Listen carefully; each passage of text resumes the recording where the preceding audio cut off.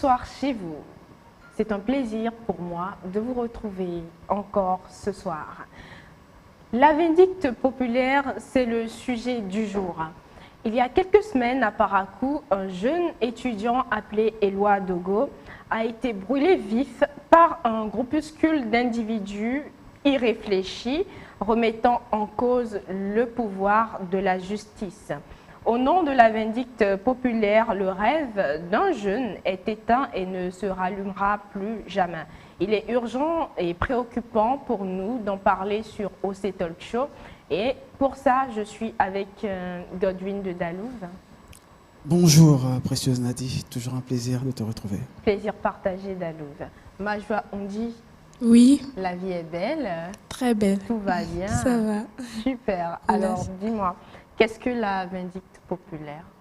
On parle de vindicte populaire lorsqu'une population décide de se rendre justice elle-même sans tenir compte de la justice formelle de son pays et sans tenir compte du droit de la victime.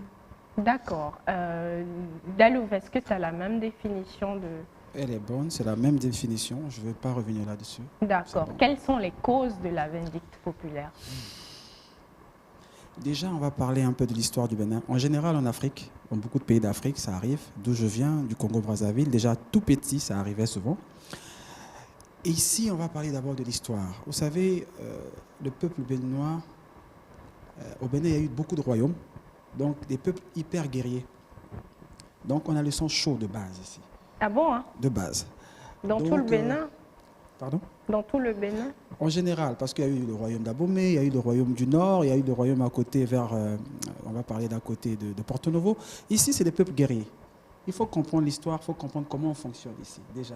Donc chacun reçoit une éducation où tout le monde est un peu va en guerre de base. Il y a cet aspect-là. Maintenant, on va parler de l'aspect moderne actuellement.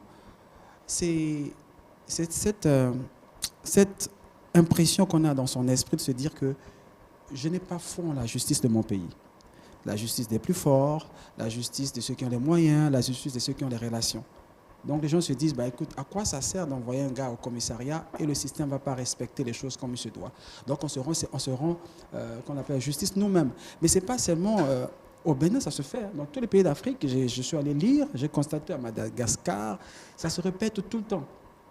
C'est tout simplement, on a une impression de toute façon, la justice ne fera rien. On va régler ça par nous-mêmes. Donc, le plus gros problème, c'est d'abord l'aspect de la justice qui ne fait pas son boulot. Il y a l'aspect éducationnel. Et puis, voilà, l'aspect de l'histoire où j'ai expliqué du Béninois qui est assez chaud. D'accord. Majwa? Oui, je vais dans le même sens que Dalouve. Aujourd'hui, il y a le manque de confiance totale en la justice du pays en question. Si on prend le cas du Madagascar, par exemple, du Togo, du Bénin, c'est des pays dans lesquels sévit la vindicte populaire. Et dans la plupart de ces pays, il y a la pauvreté qui règne. Et puis quand il y a la pauvreté qui règne, un pauvre se dit déjà dans sa tête que quand il va porter plainte, personne ne va le prendre au sérieux. Et c'est souvent ce qui se passe, on voit que la justice est corrompue. Donc déjà dans leur mental, ils manquent de confiance en la justice. Et un pauvre qui achète sa moto et puis qui le conduit juste en une semaine, qui voit sa moto volée par un délinquant et puis il retourne chez lui avec un bras invalide. Si cette personne commence pas à marcher dans la rue, puis il voit quelqu'un sur la voie, il voit que cette personne est accusée de vol, il va se révolter.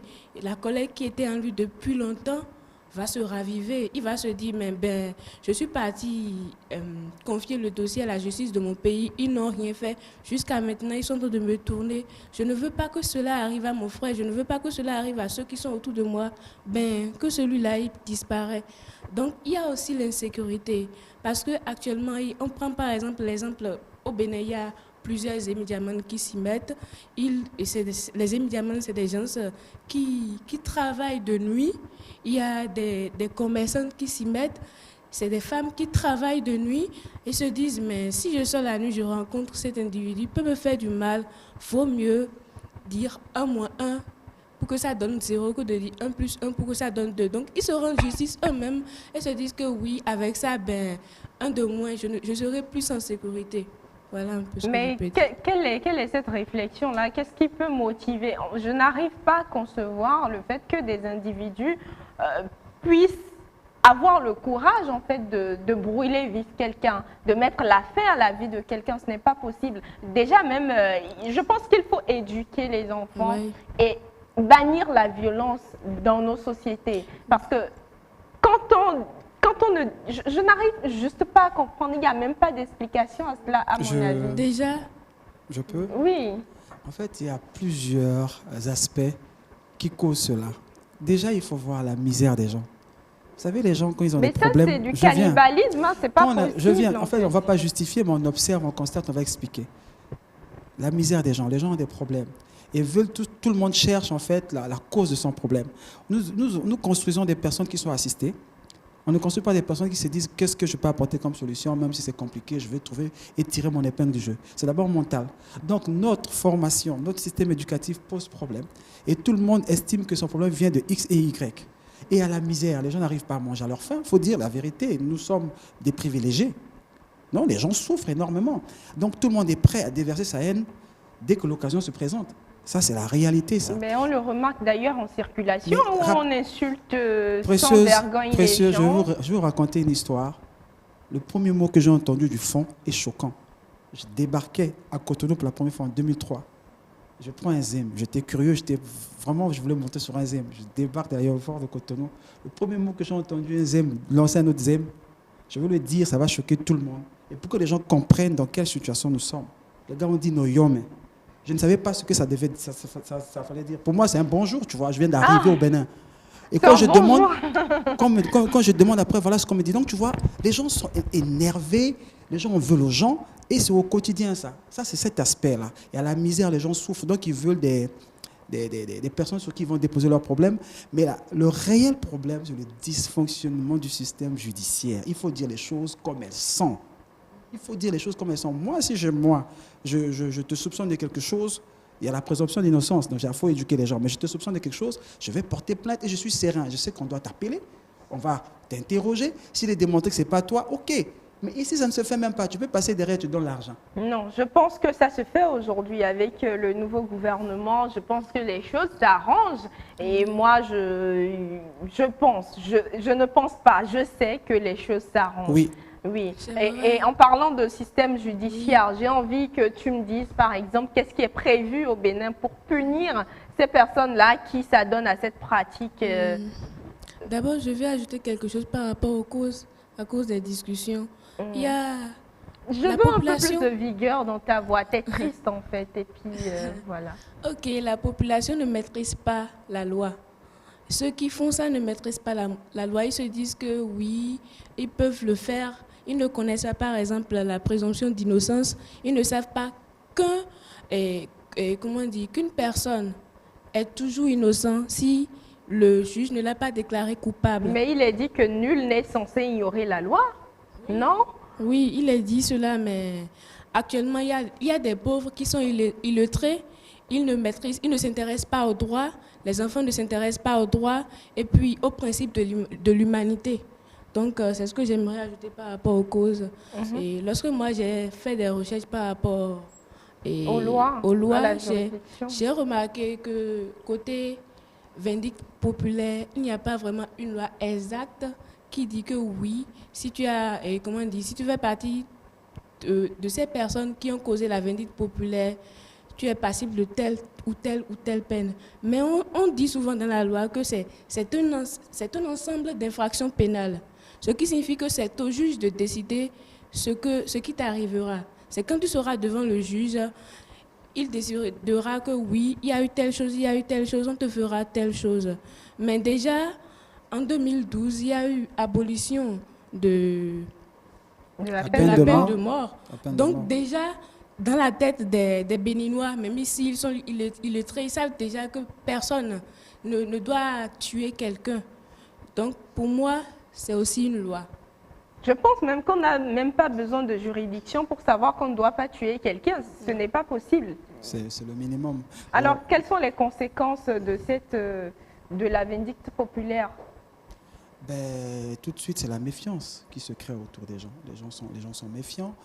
Et, mais avant qu'on aille, par exemple, vers les conséquences, j'aurais quand même aimé qu'on aborde le cas d'espèce de celui qui est arrivé Éloi, récemment. oui. Comment on l'appelle? Éloi Dogo, c'est ça? Mhm. Bon, moi, j'ai fait une observation. Est-ce que vous vous rendez compte que ce jeune homme-là est décédé à peine si on en a parlé à la télé, à peine si un homme politique en a parlé, à peine si les influenceurs en ont parlé. Toi, tu en as parlé. Kamal en a parlé. Mais écoutez, vous vous rendez compte qu'on a arraché la vie à quelqu'un et on continue de circuler comme si c'était normal. Les gens sont égoïstes. Nous sommes déshumanisés. Il n'y a plus de cœur, en fait. Oui. Le gars est décédé, il disait, vous allez me tuer innocemment. J'ai vu des images. C'est pour dire que le manque de confiance est tel qu'il y avait des hommes de loi à côté. J'ai vu des hommes, un policier à côté. Ah oui. J'ai vu des images sur Internet, des images circulent. Il y a un policier à côté, on lui met un pneu, personne ne parle. Oh là là. J'ai même pas eu le courage de regarder les images parce que ce n'est pas possible en fait. Donc, pour moi, les conséquences, c'est que c'est la déchéance. On va continuer à vraiment perdre ce que moi j'appelle la fibre de l'humanité, des hommes que nous sommes. Donc, je penserais plutôt qu'on réfléchisse aux solutions. Parce que depuis près de 15 ans que je suis au Bénin, ça se répète. Et c'est cyclique. Ça va passer un certain temps et ça revient. Tout le monde est ému, tout le monde en parle et ça passe. Et la plupart du temps, ce sont des inconnus qu'on tue en fait. Et Donc, ça peut arriver à tout le monde. Il sortait le matin pour aller chercher son gagne-pain. Donc, moi qui suis musicien, qui rentre parfois à 4 et 5 heures, je peux avoir un problème pareil. Tout le monde peut avoir un problème. c'est terrible. Donc, il faut que... Moi, je pense qu'il faut qu'on réfléchisse à l'approche de solutions. Oui, et comme solution, que proposes-tu? Comme solution, il faut éduquer les gens sur le principe de l'humanité. Plus ils seront humains, plus ils ne feront plus ce genre de choses. Plus ils vont connaître la loi, plus il n'y aura plus de vindicte populaire. Plus la justice du pays en question prend au sérieux les besoins des pauvres en matière de justice, plus ils auront confiance aussi en leur justice et plus on va quelque chose atténuer. à rajouter rapidement? C'est juste pour que- exactement ce qu'elle vient de dire là. Il faut que chacun se sente dans le pays concerné. Il faut que chacun se dise que je suis un Béninois et fier de l'être. Oui. Quand je dis quelque chose, on le règle pour moi parce que je paie mes impôts. Parce que les gens ont parfois l'impression d'être abandonnés à eux-mêmes. C'est ça. Nous avons un président, nous avons un ministre comment on l'appelle, des choses sociales, je ne sais pas comment ça s'appelle ça. Le De ministre quoi? l'intérieur. De la famille, de affaires l'intérieur. sociales. L'intérieur, ça c'est la loi. Mais l'aspect de la famille, on veut se sentir, quand tu te lèves, quand tu te bats, tu dois sentir qu'il y a une équipe derrière toi. Et cette équipe-là, c'est notre gouvernement, c'est nos élus locaux. Il faut qu'on sente qu'on n'est pas seul. Quand tu sens ça, ton comportement même vis-à-vis de ton pays change. C'est ça. Les gens ont l'impression qu'ils sont abandonnés à eux-mêmes et chacun vit. C'est comme si nous sommes dans la forêt. Même les lions se respectent. Ici, on ne se respecte pas. Chacun veut se bouffer. Alors, même les lions se respectent. Ici, on ne se respecte pas. On a envie de se bouffer. Ce n'est pas normal. J'espère que cette situation-là sera réglée très vite et que justice sera rendue pour notre cher frère Éloi Dogo. À présent, nous allons recevoir un juriste du nom de Fréjus Atindoglo. Sous vos ovations, s'il vous plaît.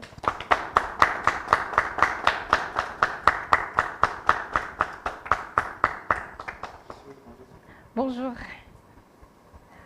Bonjour, Fréjus Atindoglo. Bonjour Précieuse, Alors, merci d'avoir accepté mon invitation. tout le plaisir pour moi. Alors, vous êtes juriste, militant des droits humains à Amnesty International, Bénin, chargé de l'organisation au Centre de formation en mécanisme de protection des droits humains. Vous êtes blogueur et votre expertise et votre connaissance des droits humains vous amène à saisir régulièrement le juge constitutionnel sur les questions de violation des droits de l'homme. D'ailleurs, vous serez encore devant le juge constitutionnel très bientôt pour le cas du meurtre du compatriote Éloi Dogo, tué dans une vindicte populaire à Parakou. Alors, qu'est-ce que la vindicte populaire? Alors, j'ai suivi de loin Kamen, c'est Kamen, n'est-ce pas? Majoie. Majoie qui a donné une définition déjà exacte de la vindicte populaire. Selon moi, la vindicte populaire, c'est l'expression d'une population en colère qui veut se rendre justice elle-même. Tout simplement, c'est ce qu'on peut dire sur la définition. Alors, pourquoi, selon vous, les gens se donnent cette arme-là pour se défendre? Pour répondre à cette question, il faut repartir un peu dans l'histoire de notre pays pour dire qu'à un moment donné de l'histoire de notre pays, on n'avait pas assez de postes de police, on n'avait pas assez de police, d'effectifs dans la police. Et ça fait que lorsqu'on arrête des présumés voleurs, on n'arrive pas à voir la police. Et donc les gens trouvaient le plaisir de tuer ces personnes-là. Et à l'époque, il faut dire que c'était quelque chose qui était applaudi. On aimait tout ça, on était content de ça. Quand on arrête un voleur, on le brûle, tout le monde est content, on se dit, c'est un de moins comme Major l'a dit. Mais à un moment donné, notre pays s'est donné des engagements, tant sur le plan interne, sur le plan international. Et donc c'est cela qui a amené le Bénin à abolir la peine de mort en droit en 2012 et en fait en 2018. En droit parce que le Bénin est parti au pacte international relatif aux droits civils et politiques en 2012, ce qui l'a poussé à abolir la peine de mort. Et en 2018, le président de la République va revenir en communiant la peine des personnes qui étaient déjà condamnées à mort. Ces personnes-là sont désormais condamnées à perpétuité. Ah, d'accord. Donc, c'est un peu ce qu'on peut dire. Alors, vous pouvez nous rappeler brièvement le cas des lois Dogo et où est-ce qu'on en est aujourd'hui? Je ne peux pas parler du cas des lois Dogo parce que c'est un dossier qui est en instance devant les juridictions. On ne parle pas d'un dossier qui est en instance. Mais ce que je peux dire, c'est ce que nous avons tous vu sur les réseaux sociaux. Ce jeune homme qui a été tué par feu, c'est malheureux pour notre pays. C'est malheureux pour le Bénin qui est une république parce qu'il est dit que dans une république, tous les citoyens sont soumis à la loi sans discrimination et de façon égale. Et donc si des compatriotes se lèvent et décident de se rendre justice eux-mêmes, je pense que c'est en flagrante violation de la loi. Et je suis heureux que le ministère public a déjà pris la mesure des choses et des personnes ont été interpellées. Donc nous allons attendre la verdict du juge. D'un autre côté, il y a des compatriotes béninois qui ont décidé également de saisir la haute juridiction en matière de protection des droits humains pour constater la violation, notamment du droit à la vie de ce compatriote-là qui a été tué. Vous savez, déjà en 2002, la Cour constitutionnelle a rendu une décision qui semble être déjà une décision de principe en la matière. Il ne s'agissait pas forcément de la vindicte populaire. Un roi, je ne vais pas nommer la ville ni le nom du roi, vous pouvez aller chercher la décision, c'est rendu en février 2002. Un roi qui, dans son royaume, s'est donné le pouvoir de juge. Et lorsque un citoyen de ce village-là commettait un acte qui, selon lui, n'est pas du tout correct, ce roi se donnait le plaisir de rendre justice. En quoi faisant? En prenant par exemple le citoyen, en le tabassant, on le ligote sur la place publique, on le tape, on le corrige correctement. Et un citoyen de ce village a décidé de saisir la haute juridiction. Et la haute juridiction a dit, dans sa décision, qu'il ne revient pas à un citoyen de se donner les pouvoirs d'un juge et de se rendre justice lui-même. La haute juridiction a rappelé une disposition de la loi sur l'organisation judiciaire et a dit qu'il revient au pouvoir judiciaire de connaître des dossiers, ces genres de dossiers, et de faire son travail. Et je suis confiant que la haute juridiction, dans le cas de notre compatriote Dogo, va certainement entérimer ce principe qui existait déjà depuis 2002. Donc, on peut dire qu'il y a une loi qui existe et qui punit ce acte-là, en fait. On ne peut pas dire qu'il existe une loi de façon expresse qui punit la vindicte populaire parce qu'il n'est dit nulle part, vous n'allez voir nulle part l'expression vindicte populaire dans aucune législation dans notre pays. Mais on peut considérer la vindicte populaire comme un crime organisé. Parce que se réunir et tuer un être humain, c'est, pour moi, je ne suis pas un juge, pour moi, je peux voir ça sous l'angle d'un crime organisé. Je pense qu'il revient aux juridictions d'apprécier selon les faits, selon les éléments qu'ils ont au dossier et de nous sortir l'infraction qui a lieu. Mais pour moi, déjà, quand on fait l'analyse, déjà on voit que c'est un crime organisé. Mais quand c'est un crime organisé et quand on sait que c'est un groupe de personnes qui a commis ce crime-là, qui est puni? Et comment sont ciblés les bourreaux? Il revient au ministère public, il revient au procureur de la République avec ces éléments, les officiers de police judiciaire, de mener les enquêtes et d'interpeller ceux qui étaient sur les lieux quand l'acte s'est produit. Et donc ceux-là, devant la juridiction, vont s'expliquer de leur implication et le juge va statuer sur l'implication, le degré d'implication de chaque personne. On aura certainement les auteurs, les co-auteurs, les complices. Par exemple, j'ai appris qu'il y a une dame qui a remis de l'essence pour que notre ami... Dame, hein. Je ne sais pas, terrible. J'ai vu ça sur les réseaux sociaux et j'aurais appris également que celle-là, elle a été interpellée. Bon, on peut dire que celle-là, elle est complice par fourniture de moyens parce qu'elle a donné les moyens pour que l'infraction ait lieu. Et donc, je pense qu'il revient au pouvoir judiciaire de statuer. C'est vrai que dans notre pays, l'administration judiciaire est un peu lente. C'est dû au fait que nous n'avons pas encore atteint le nombre de tribunaux qu'il nous faut au Bénin, parce qu'il est prévu 24 tribunaux au Bénin, mais juste là, nous sommes encore à 14. Si je ne me trompe pas, nous sommes encore à 14. Et donc, chaque juridiction a un dossier un peu important, donc il revient. Ce sont des êtres humains également. Ils ne peuvent pas se transformer en des machines pour rendre des décisions. Alors, merci Fréjus. Nous allons permettre au public de vous poser des questions. Il y a des questions par ici. Allez-y. Qu'est-ce que vous prévoyez pour arrêter ce fléau dans les quelques années à venir? Alors, pour répondre à votre question, il faut dire en matière constitutionnelle, lorsqu'on prend la constitution de notre pays, déjà à partir de l'article 7, l'article 8 jusqu'à l'article 17, on voit que le constituant a posé des principes. D'abord, le principe de la sacralité de la vie humaine, le principe de la non-torture et de l'esclavage. Lorsqu'on prend le cas de Éloi Dogo, c'est le principe de la sacralité de la vie humaine qu'on voit en premier.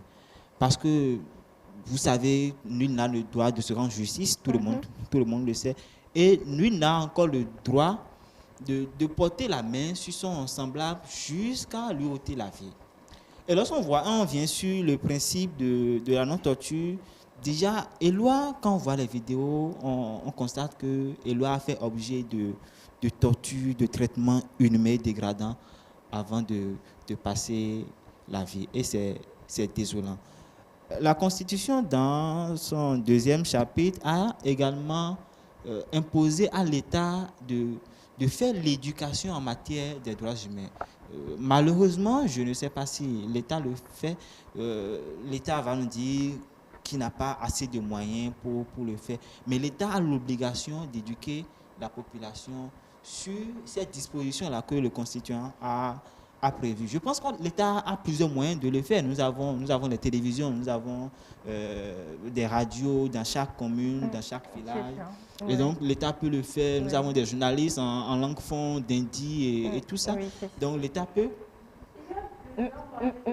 Merci beaucoup. J'aimerais bien qu'on continue, mais très limité par le temps, nous allons nous en arrêter là. On va continuer les discussions en off. Mais j'ai envie de dire, il ne faut pas compter sur l'État à chaque fois. Nous, en tant qu'artistes, en tant qu'influenceurs, en tant qu'entrepreneurs, en tant que personnes présentes sur les réseaux sociaux, vous pouvez vous impliquer dans cette lutte-là et faire en sorte que cela s'arrête une fois pour de bon. J'ai vu beaucoup d'artistes rester calmes après cet incident et personne n'a jamais vraiment parlé sur les réseaux sociaux. C'est grave. Ça peut être vous. Donc, il faut vraiment prendre la chose au sérieux et lutter. Fréjus, nous sommes à la fin de ce talk show et la coutume, c'est que vous tiriez au sort un papier et que vous relevez le défi qui s'y trouve.